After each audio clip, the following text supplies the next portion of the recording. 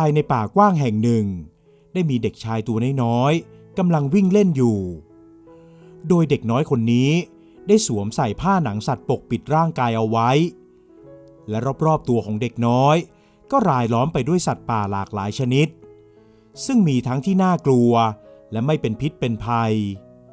แต่น่าแปลกใจมากที่สัตว์เหล่านั้นทั้งงูเหลือมช้างตัวโตเสือโคร่งหมีป่าและอีกหลายชนิดต่างก็นิ่งเงียบอยู่ในที่ของมันซึ่งดูเหมือนว่าพวกมันจะคอยระวังภัยให้กับเด็กน้อยด้วยซ้ำไปเด็กชายคนนี้มีชื่อว่าอารันเป็นเด็กน้อยในการอุปการะเลี้ยงดูของฤาษีเฒ่าตนหนึ่งซึ่งฤาษีตนนั้นมีชื่อว่าชัตตะฤาษีเป็นฤาษีที่ตัดขาดจากโลกภายนอกและมาแสวงหาความสงบในป่ากว้างแห่งนี้มานานมากแล้วเมื่อ4 ปีก่อนในตอนที่ชัตตะฤาษีกำลังนั่งสมาธิอยู่นั้นจู่ๆก็ได้มีเสือโคร่งตัวหนึ่งคาบเด็กทารกที่เพิ่งลืมตาดูโลกมาวางไว้ที่ด้านหน้าอาสมชัตตะฤาษีแปลกใจมากที่เด็กน้อยยังไม่ตายและไม่กลายเป็นเหยื่อของเสือโคร่งตัวนั้นท่านเลยรีบใช้ผ้าหนังสัตว์ห่อหุ้มร่างเล็กๆเอาไว้และเลี้ยงดูพร้อมกับตั้งชื่อให้ว่าอารันจากตอนนั้นจนบัดนี้ท่านเองก็ไม่รู้ที่มาที่ไปของเด็กน้อยอารันแต่สิ่งที่ท่านฤาษีสังเกตเห็นก็คืออารันเป็นเด็กร่าเริงแจ่มใสเลี้ยงง่ายและที่สำคัญเขาสามารถสื่อสารกับสัตว์ป่าได้ซึ่งชัตตะฤาษีก็ยังไม่แน่ใจนักแต่จากที่เฝ้าสังเกตดูแล้วจะเห็นว่าอารันเป็นที่รักของสัตว์ป่าและไม่มีสัตว์ป่าตัวไหนคิดจะทำร้ายเด็กน้อยเลยสัตว์ทุกตัวที่อยู่ใกล้กับอาสมได้กลายเป็นเพื่อนของอารันไปหมดแล้วชัตตะฤาษีเลี้ยงดูอารัน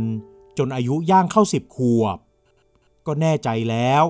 ว่าอารันสามารถสื่อสารพูดคุยกับสัตว์ได้และท่านก็สบายใจที่อารันยังมีเพื่อนถึงแม้เพื่อนๆจะเป็นสัตว์ป่าก็ตามทีแต่ชัตตะฤาษีก็ยังกังวลอยู่เพราะตนเองนั้นก็อายุมากแล้วและคิดว่าเมื่อตายจากไปอารันจะใช้ชีวิตอยู่ต่อไปอย่างไรถึงแม้ว่าอารันจะมีสัตว์มากมายเป็นเพื่อนแต่อย่างไรเสียท่านก็อยากให้อารันได้พบปะกับผู้คนและได้มีเพื่อนหรือคนรู้จักที่เป็นคนเหมือนกับเขาบ้างดังนั้นเมื่ออารันอายุครบ20 ปีชัตตะฤาษีเลยส่งตัวอารันให้เข้าไปในเมืองหนึ่งซึ่งเมืองนั้นเป็นเมืองที่ใหญ่โตและเป็นศูนย์กลางการค้าขายของชาวบ้านชาวเมืองในแถบนั้นก็ว่าได้ชัตตะฤาษีได้ให้อารันไปอยู่กับหลานชายของตนหลังจากที่ได้ส่งตัวอารันให้กับหลานชายเรียบร้อยแล้ว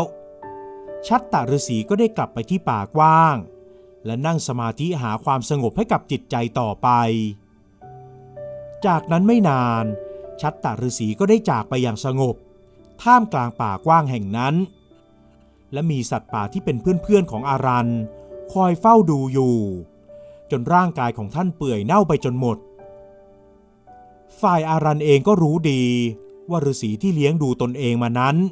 แก่เฒ่าเต็มทีแล้วและคงอยู่ได้อีกไม่นานเขาต้องการที่จะไปอยู่ดูแลรับใช้จนกว่าท่านจะสิ้นลมแต่ชัตตะฤาษีไม่ต้องการให้เป็นแบบนั้นท่านอยากให้อารันได้เรียนรู้การเป็นคนเมืองและคอยศึกษาหาวิชาความรู้ในด้านการค้าขายกับหลานชายของท่านในตอนแรกที่เข้าไปอยู่ในเมืองใหญ่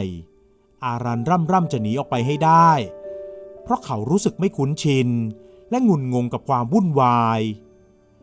แต่เมื่อนึกถึงคำกำชับจากชัตตะฤาษีที่สั่งให้เขาอยู่ในเมืองนั้นและให้พยายามเรียนรู้ทุกอย่างเขาเลยจำเป็นต้องอยู่ต่อให้ได้เมื่อผ่านไปนานร่วมเดือนอารันก็เริ่มชินและช่วยงานหลานชายของชัตตะฤาษีที่ชื่อว่าอารามได้มากขึ้นส่วนอารามนั้นก็ถูกใจอารันไม่น้อยเพราะเป็นเด็กหนุ่มที่เฉลียวฉลาดรับฟังคำสั่งสอนอีกทั้งยังมีเมตตากับสัตว์ทุกชนิดจนกระทั่งวันหนึ่ง จู่ๆได้มีสัตว์ป่าหลายตัวเดินบุกเข้าไปในเมืองที่อารันพักอยู่จนทำให้ชาวเมืองแตกตื่นและวิ่งหนีกันอุตลุดบางคนถึงกับหยิบอาวุธขึ้นมาเพื่อจะใช้ป้องกันตัวจริงๆแล้วสัตว์พวกนั้นคือเพื่อนๆของอารันที่อยากจะมาส่งข่าวว่าชัตตฤาษีได้จากไปแล้วแต่เพราะเป็นสัตว์ป่าและดูท่าทางดุร้ายทำให้พวกมันเป็นที่น่าเกรงขามและสร้างความหวาดกลัวให้กับผู้คนในขณะที่ชาวเมืองบางกลุ่มกำลังคิดจะจัดการกับสัตว์ป่าซึ่งมีทั้งช้างเสือลิงหมีกระรอกและอีกหลายชนิดอารันก็รีบวิ่งออกมาและตะโกนบอกกับทุกคนว่าอย่าได้ทำร้ายสัตว์เหล่านี้อย่าได้โปรดอย่าทำอะไรพวกมันเลยพวกมันเป็นสัตว์ป่าก็จริงแต่จะไม่ทำร้ายใครจะเชื่อได้อย่างไรเล่าพ่อหนุ่มสัตว์ป่าก็คือสัตว์เดรัจฉานทั้งนั้นไว้ใจมันไม่ได้ดอกชาวเมืองต่างก็รุมล้อมกันเข้ามาและพร้อมที่จะจัดการกับฝูงสัตว์ที่บุกเข้ามาในเมืองใหญ่แต่อารันบอกว่าจะพาสัตว์กลับเข้าไปในป่าเองเขาขอให้ทุกคนเปิดทางให้และสัญญาว่าสัตว์เหล่านี้จะไม่มาเพ่นพ่านในเมืองอีก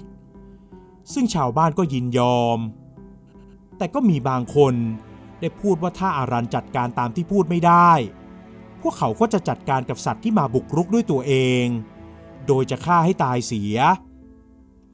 เมื่ออารันได้ยินแบบนั้นเขาก็หันไปพูดกับเสืออย่างร้อนรนว่าให้รีบพากันออกไปให้พ้นจากเมือง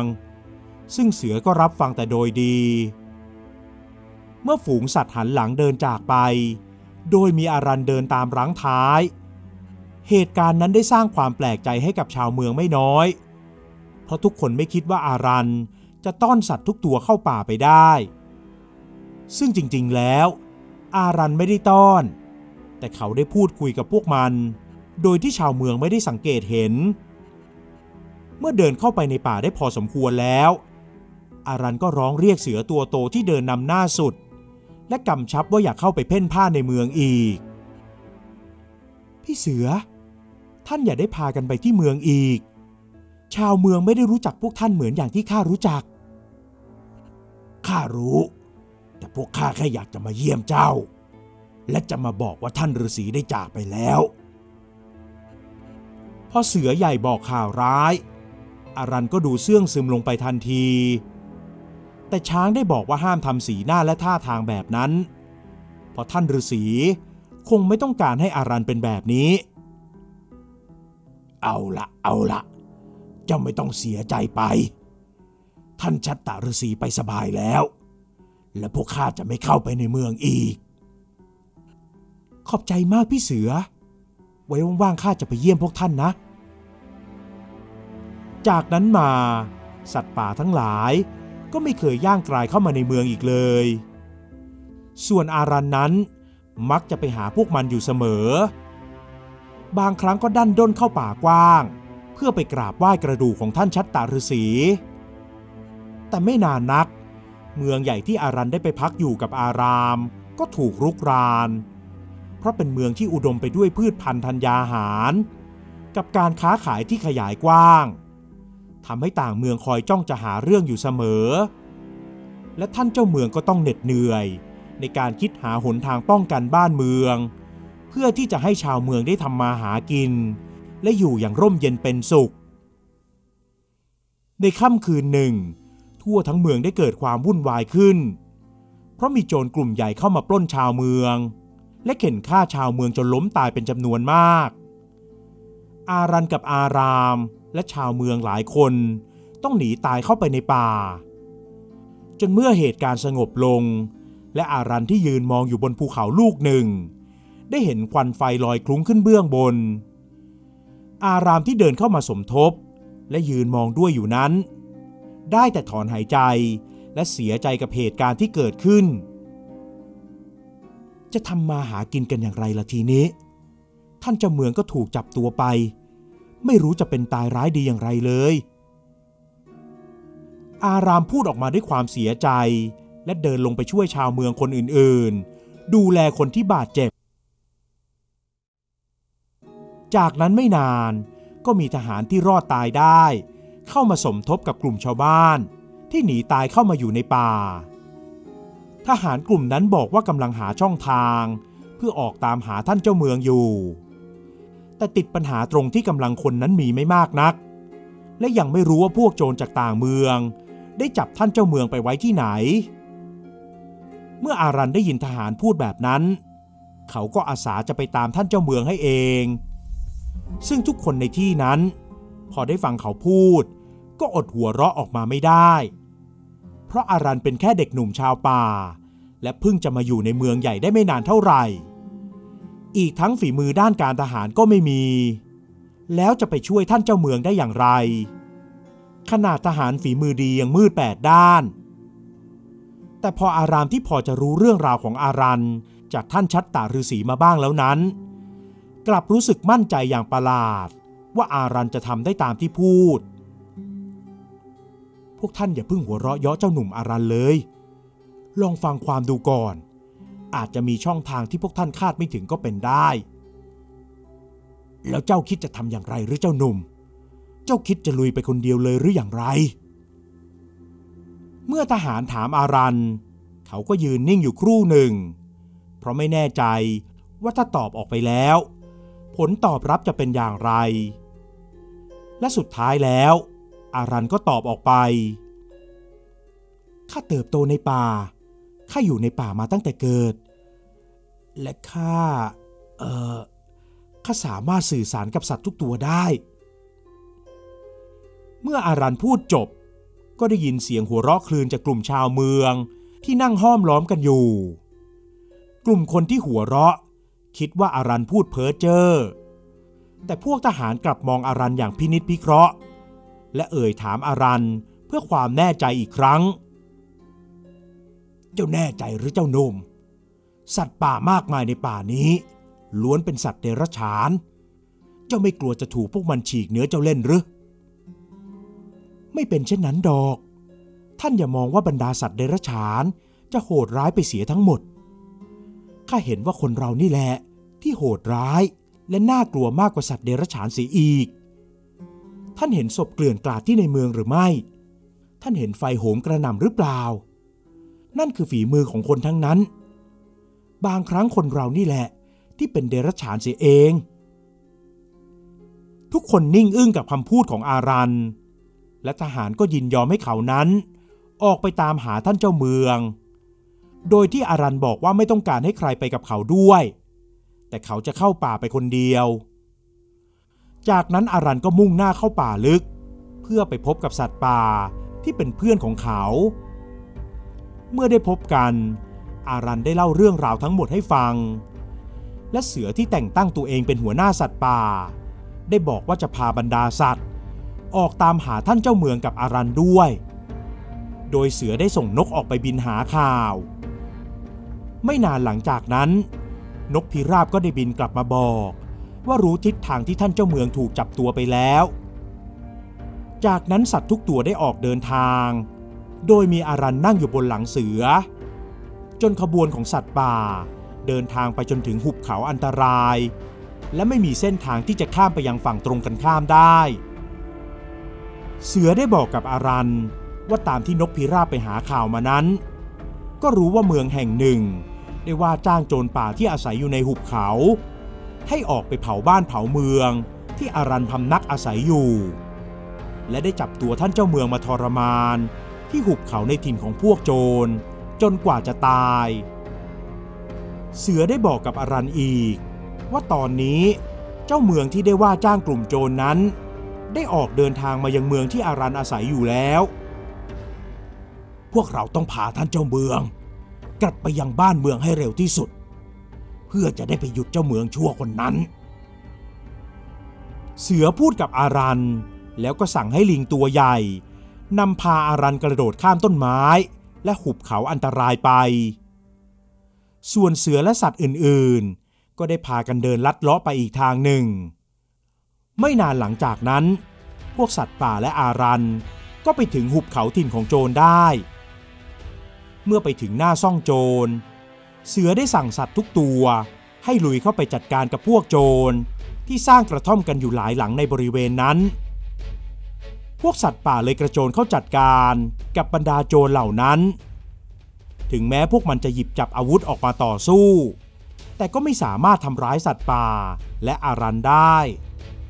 จนกระทั่งอารันได้เข้าไปช่วยเหลือท่านเจ้าเมืองออกมาและพาขึ้นนั่งบนหลังช้าง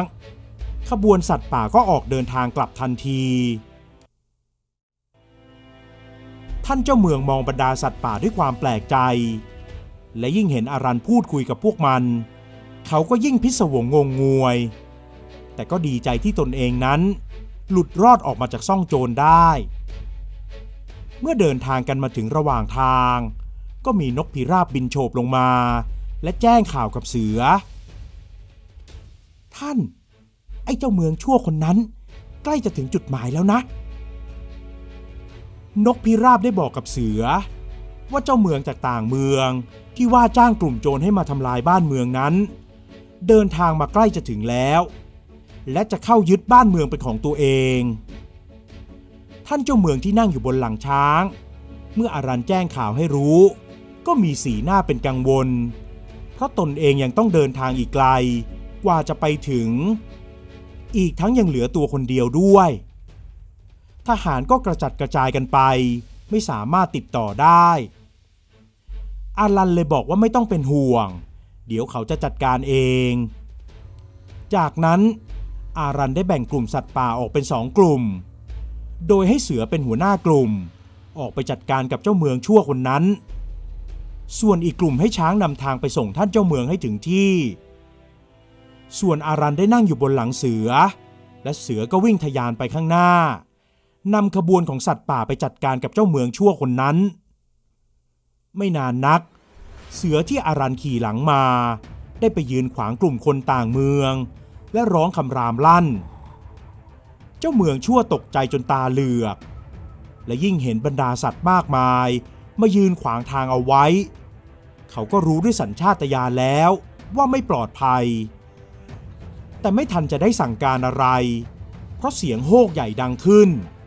และเสืออีกหลายตัวก็พุ่งเข้าขย่ำผู้คนทันทีทุกคนพากันหนีตายกลับไปส่วนเจ้าเมืองชั่วถูกเสือที่อารันขี่หลังมาตะปบจนตายคาที่ฝ่ายท่านเจ้าเมืองโขลงช้างได้พาตัวไปส่งจนถึงในเมืองและสัตว์ทุกตัวก็กลับเข้าป่าไปบรรดาทหารและผู้คนต่างๆเมื่อรู้ว่าปลอดภัยดีแล้วก็เดินทางกลับเข้าเมืองและกลับไปยังบ้านของตนเองส่วนอารันนั้นเสือก็ได้มาส่งถึงที่หน้าประตูเมืองก่อนจากกันอารันได้กอดเสือและบอกขอบคุณสำหรับการช่วยเหลือขอบคุณพี่เสือมากนะที่ช่วยเหลือข้าในครั้งนี้ไม่เป็นไรสำหรับเจ้าแล้วข้าและพวกของข้าเต็มใจเสมอข้ากลับก่อนนะทั้งสองร่ำลากันและอารันก็ได้กลับไปที่บ้านของอารามหลังจากที่บ้านเมืองได้รับการซ่อมแซมและปรับปรุงใหม่แล้วทุกอย่างก็กลับมาเป็นเหมือนเดิมชาวเมืองกลับมาอยู่เย็นเป็นสุขและทำมาค้าขายกันอย่างราบรื่นส่วนอารันท่านเจ้าเมืองได้แต่งตั้งให้เป็นทหารที่มีหน้าที่คอยดูแลสัตว์ป่าในป่ากว้างทั้งหมดท่านเจ้าเมืองยังได้สั่งห้ามมิให้ชาวเมืองทำร้ายสัตว์ป่าโดยเด็ดขาดและอนุญาตให้สัตว์ป่าเข้ามาในเมืองได้แต่อย่างไรเสียสัตว์ป่าก็มิได้เข้ามาเพ่นพ่านในเมืองใหญ่เพราะได้ให้สัญญาไว้กับอารันแล้วนับตั้งแต่นั้นมาทั้งชาวเมืองและสัตว์ในป่ากว้างต่างก็เป็นมิตรต่อกันและช่วยเหลือกันและกันเรื่อยมา